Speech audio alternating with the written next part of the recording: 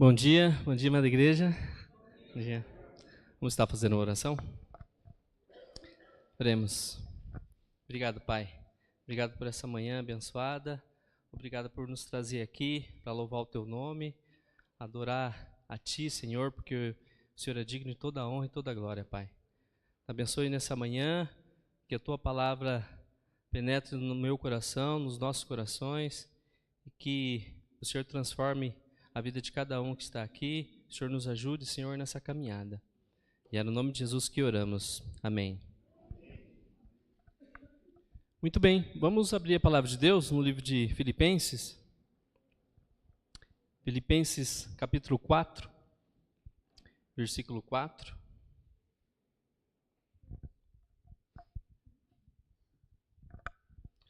Filipenses 4, somente um versículo. Diz assim a palavra do Senhor: alegre-se sempre no Senhor. Novamente direi, alegrem-se. Amém. Eu quero pedir licença a vocês para lhes fazer uma pergunta. Aliás, uma pergunta pessoal. E eu sei que vocês não gostam de pergunta pessoal. Aliás, nós não gostamos de pergunta pessoal, porque toda pergunta pessoal invade a nossa privacidade. Toda pergunta pessoal, às vezes, nos põe contra a parede.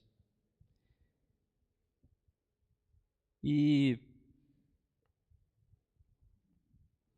essa pergunta também não é que eu vou fazer para vocês, ela não é tão simples, ela também não é tão óbvia. Mas eu quero pedir licença a vocês para fazer essa pergunta, e a pergunta é essa: você é uma pessoa feliz? Você é uma pessoa feliz? Amém.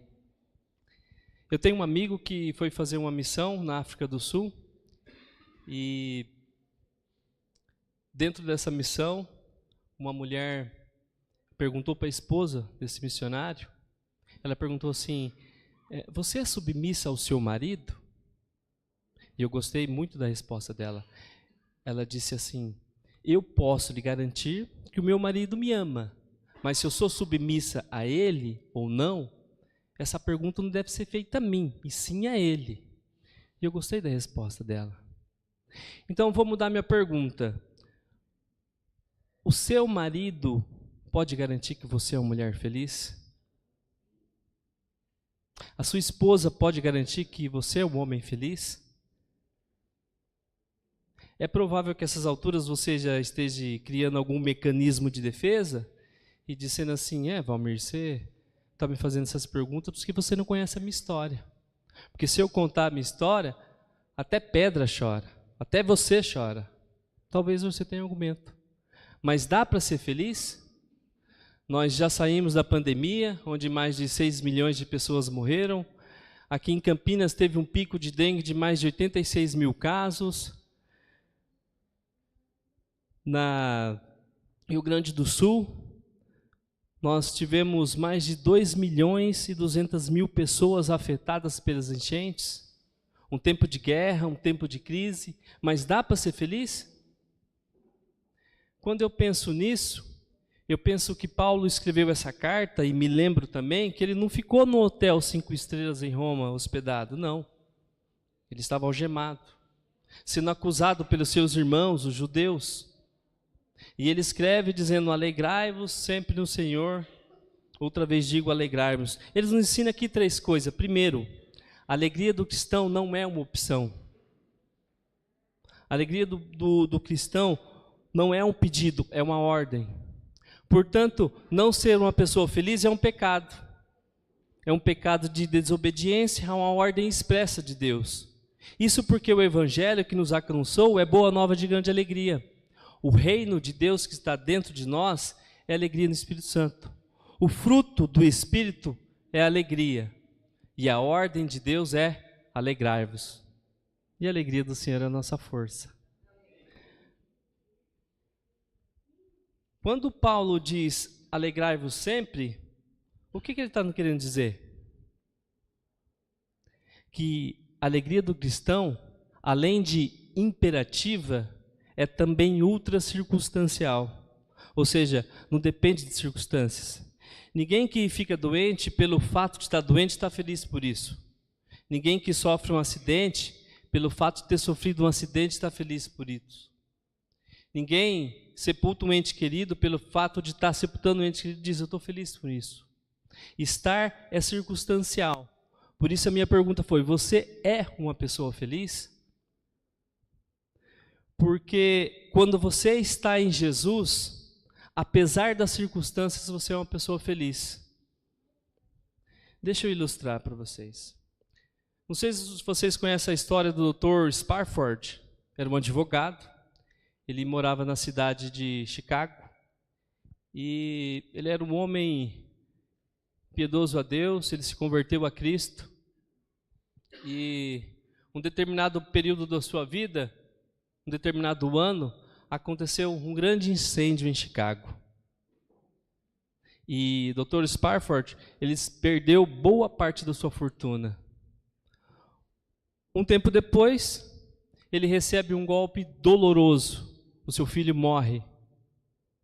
Para aliviar a dor desse luto, ele resolve fazer uma viagem com a sua família.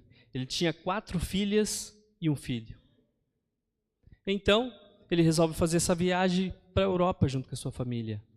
E na véspera da viagem, surge um imprevisto. Ele não pôde embarcar. Então, embarcou a esposa e suas 4 filhas.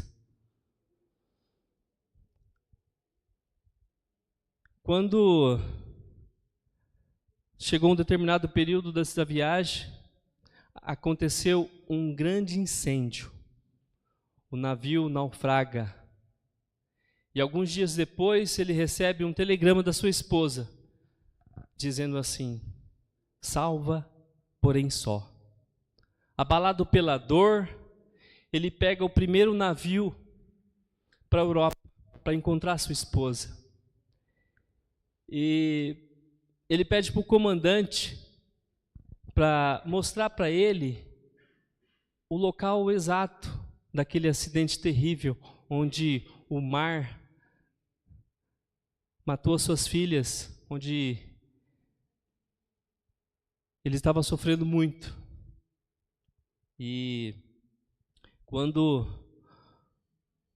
o comandante do navio mostra para ele aquele local, o Deus que inspira canções nas noites mais escuras, colocou nessas palavras no coração dele. E essas palavras são conhecidas mundialmente. E nós cantamos agora. Se paz é mais doce, me deres gozar. Se dor é mais forte sofrer. Ó, seja onde for, tu me fazes saber que feliz com Jesus sempre sou. Sou feliz com Jesus, meu Senhor. A felicidade não é um sentimento, não é uma emoção, não é apenas presença de coisas boas, nem apenas ausência de coisas ruins. A alegria do cristão tem nome, tem endereço. A alegria do cristão é Jesus. Se você tem Jesus, você é uma pessoa feliz. Se você não tem Jesus, você pode até ter momentos felizes, mas não é feliz, porque felicidade tem nome, felicidade é Jesus.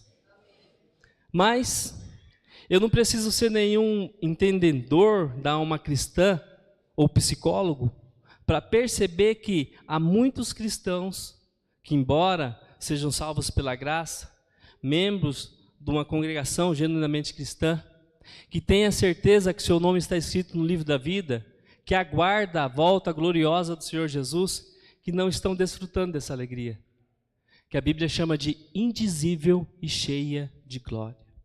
Mas por quê? O que está acontecendo?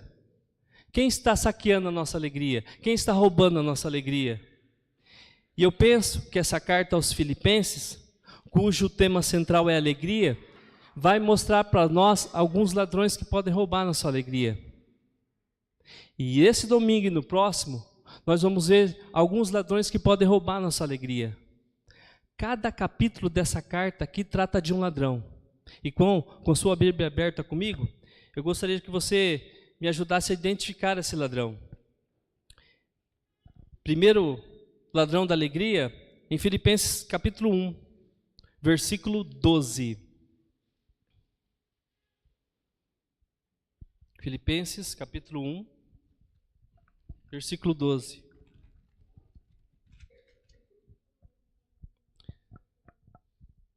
Diz assim a palavra de Deus: quero que saibam, irmãos, que aquilo que me aconteceu tem, ao contrário, servido para o progresso do Evangelho. Notem vocês, aquilo que me aconteceu. Aquilo que nos acontecem são as circunstâncias da vida. E as circunstâncias da vida são o primeiro ladrão da alegria. Sabem por quê? Porque as circunstâncias acontecem conosco querendo ou não, planejando ou não, sonhando ou não. As circunstâncias acontecem ao arrepio da nossa alma, a reveria do nosso querer. E às vezes chegam de súbito, sem aviso prévio, e botam a nossa vida de ponta cabeça. Você vai para um médico para um exame de rotina e descobre que está com uma doença grave. Você sai de férias com a família e sofre um acidente. Você chega na empresa e é despedido. Às vezes você constrói um patrimônio em anos de trabalho, vem uma pandemia, vem uma enchente e derruba você. Você cria uma filha com todo zelo, entrega essa filha àquele que você imaginaria que construiria para ela um cenário de felicidade, para descobrir em seguida que ela se casou-se com um homem rude. E esse casamento vai se transformar e vai ficar ferido e terminar frustrados nas barras de um tribunal. Circunstâncias, circunstâncias, circunstâncias. Se você não tomar cuidado, as circunstâncias podem levar embora a sua alegria. Mas quando Paulo diz assim: meus irmãos, eu quero que vocês saibam que as coisas que me aconteceram não tiraram minha alegria, mas antes contribuíram para o progresso do Evangelho, eu preciso perguntar para Paulo: do que você está falando, Paulo? Que circunstâncias são essas? E ele poderia fazer um resumão para nós, dizendo assim: eu fui perseguido em Damasco, eu fui rejeitado em Jerusalém, eu fui esquecido em Tarso, eu fui apedrejado em Listra, eu fui preso e açoitado em Filipos, eu fui escorraçado de Tessalônica, eu fui enxotado de Bereia, eu fui chamado de tagarela em Atenas, enfrentei férias em Éfeso, eu fui preso em Jerusalém, eu fui acusado em Cesareia, eu enfrentei o naufrágio para Roma, eu fui picado por uma cobra em Malta, eu cheguei em Roma preso e algemado, mas eu quero que vocês saibam que as coisas que me aconteceram têm antes contribuído para o progresso do Evangelho. Esse homem não crê em azar, esse homem não tem medo de olho gordo, esse homem sabe que a mão de Deus dirige o seu destino. Se nós não olharmos para as circunstâncias da vida sobre a ótica da soberania de Deus, as circunstâncias podem levar embora a nossa alegria. Às vezes as coisas fogem do nosso controle, mas jamais fogem do controle de Deus. Às vezes os nossos planos podem ser frustrados, mas os planos de Deus jamais são frustrados. Deus não permite sofrimento na vida de seus filhos. Mas sabemos que todas as coisas cooperam para o bem daqueles que amam a Deus. Porque Paulo estava preso em Roma, 3 coisas aconteceram. Primeiro, as igrejas foram mais encorajadas a pregar, diz o capítulo 1. Quando os crentes livres viram Paulo preso, trabalhando mais do que eles se mexeram. Segundo, porque Paulo estava preso em Roma, diz ele, toda a guarda pretoriana tomou conhecimento das suas cadeias em Cristo. Mas a pergunta é, o que era a guarda pretoriana? Eram os soldados de elite do império. Eram soldados da mais alta patente do império. Eram 16 mil soldados de escol. Se Paulo estivesse solto, muito provavelmente, ele não teria alcançado essa elite militar de Roma. Se você pensa que a sua vida está de ponta cabeça, Deus pode estar escrevendo nesse momento o capítulo mais emocionante da sua história. Não permita que as circunstâncias levem embora a sua alegria. Olhem para as circunstâncias da vida sobre a perspectiva da soberania de Deus, da generosa providência de Deus, porque é aquele Deus que trabalha para aqueles que nele esperam. Mas há o segundo ladrão da alegria que eu gostaria de apontar. Abram suas Bíblias comigo, no capítulo 2, versículo 3 a 5.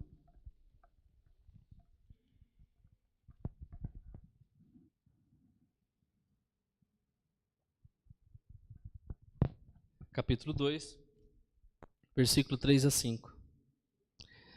Diz assim: nada façam por ambição egoísta ou por vaidade, mas humildemente considerem os outros superiores a si mesmos.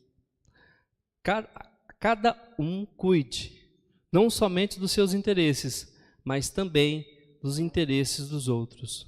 Sejam a atitude de vocês a mesma que em Cristo Jesus. Amém. O segundo ladrão da alegria são as pessoas. Eu preciso admitir que as pessoas nos fazem sofrer mais do que as circunstâncias. As pessoas nos fazem chorar mais do que coisas. Sabem por quê? Porque as pessoas nos decepcionam. E nós decepcionamos as pessoas. Nós não viemos de uma família perfeita. Nós não nos casamos com uma pessoa perfeita. Nós não temos filhos perfeitos. Nós não congregamos num lugar perfeito. Nós não vivemos numa sociedade perfeita. Logo, nós vamos ter queixas e motivos uns contra os outros. A questão não é se, é quando nós vamos ficar machucados. A questão não é como nós vamos fazer. A questão é como nós vamos reagir a isso. A única coisa que ninguém pode tirar de você, diz Dr. Viktor Frankl, pai da logoterapia, que ficou vários anos preso no campo de concentração nazista e sobreviveu. Ele diz assim que as pessoas podem tirar os seus bens, as pessoas podem tirar a sua alegria, as pessoas podem tirar a sua vida, mas elas não podem tirar de você o direito que você tem de fazer as suas escolhas. A pessoa fala mal de você e você fala bem dela. A pessoa persegue você e você bendiz a ela. Você é livre. Por isso, eu posso lhe garantir uma coisa. Vou trocar de microfone.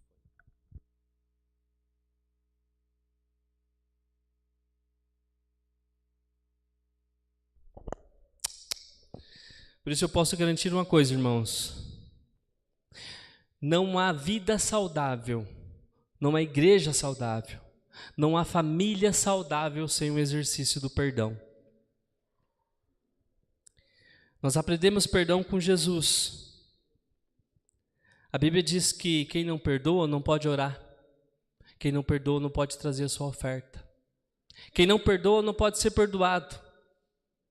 Quem não perdoa é entregue aos verdugos da consciência, aos flageladores da alma. Agora, perdoar não é fácil. Eu sei que não é fácil, mas é necessário. Porque quando você guarda mágoa no seu coração, ele é uma espécie de autofagia. É a mesma coisa que você tomando um copo de veneno e pensando que o outro vai morrer.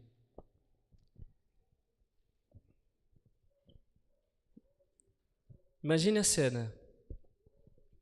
Você vai chegar em casa cansado para tirar uma soneca e essa pessoa que você guarda a mágoa vai deitar com você e vai virar seu pesadelo. Você vai chegar em casa para fazer um lanche, essa pessoa se assenta com você e tira o seu apetite. Você sai de férias com a família e essa pessoa se hospeda no mesmo hotel que você e estraga suas férias. Você é livre. Por isso, eu posso te garantir que não há vida saudável, irmãos. Não há família saudável. sem o exercício do perdão. Jesus nos ensina isso. E eu só fui entender perdão mesmo, profundamente, quando eu entendi uma parábola do Senhor Jesus. A parábola do credor incompassivo. Jesus conta que um rei acertava conta com seus súditos. Encontra ali o homem que devia para ele 10.000 talentos. Não tendo como pagar, o rei então manda prender a família dele. E ele pede misericórdia. E o rei perdoa a ele a imensa dívida de 10.000 talentos. Não tendo como pagar, né? Então o rei falou, vai prender sua família, vou prender. Ele falou, não, senhor, tenha misericórdia de mim, meu rei. O rei perdoa ele. Esse homem encontra um conservo que devia para ele 100 denários. Não tendo também como me pagar, ele fala para o homem, me paga o que você me deve. E o homem pede misericórdia. Mas ele não perdoa. Ele fala, me paga, pode me pagar. O rei ficou sabendo disso e falou assim, camarada, o que é isso? Que história é essa? Eu acabei de perdoar você a imensa dívida de 10.000 talentos e você não perdoa o seu conservo com 100 denários? Pois agora você vai ser entregue aos torturadores, até que me pague tudo, até que me pague o último centavo. A parábola terminou dizendo assim,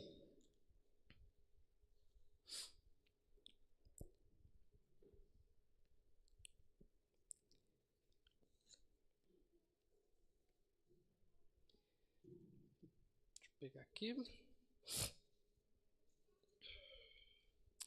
Terminou em Mateus capítulo 18. Não precisa abrir. Mateus 18, versículo 35. Diz assim, assim também lhe fará meu Pai celestial, se cada um de vocês não perdoar de coração o seu irmão.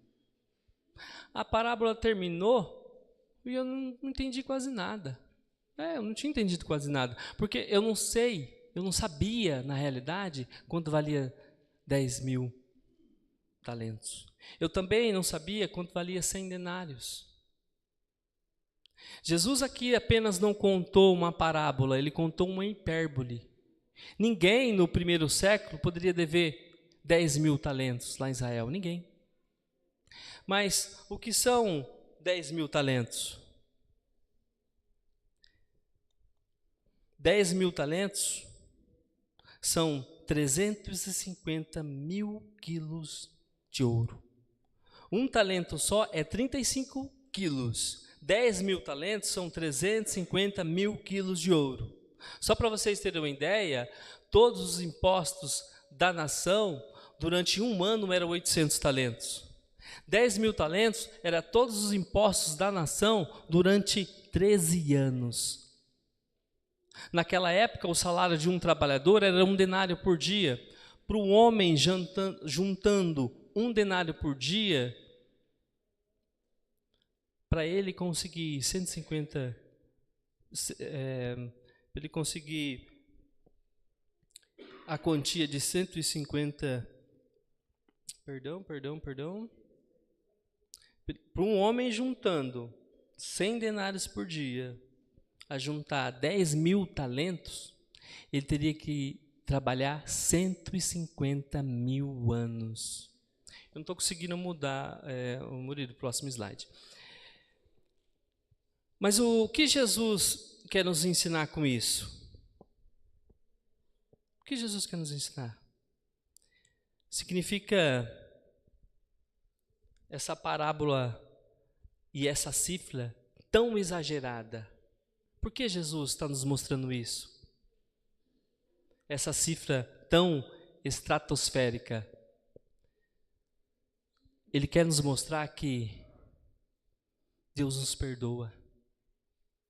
Que você nunca pode dizer para alguém que Deus perdoou você, mas que você não pode perdoar as pessoas.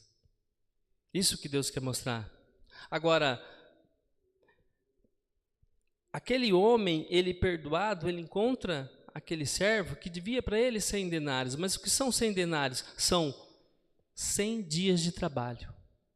Aquele homem, então, acaba de receber um perdão de 150 mil anos, não está liberando um perdão de 3 meses, 10 dias?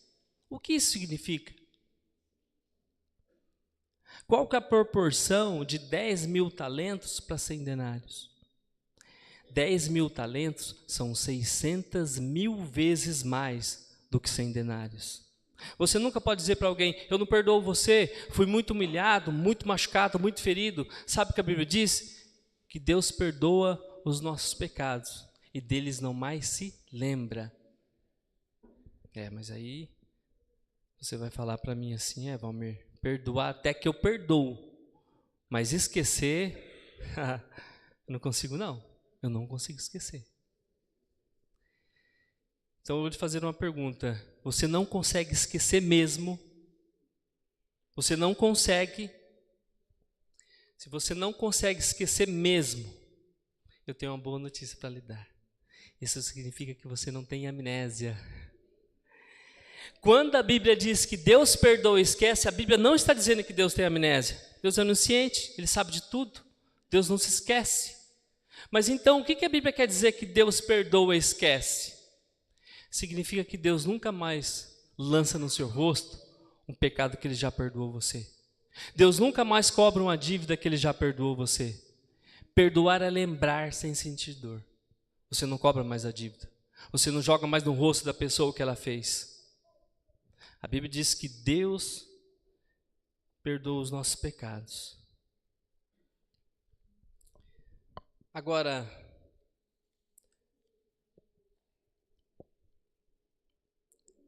a Bíblia diz também que nós devemos perdoar, assim como Deus em Cristo nos perdoou.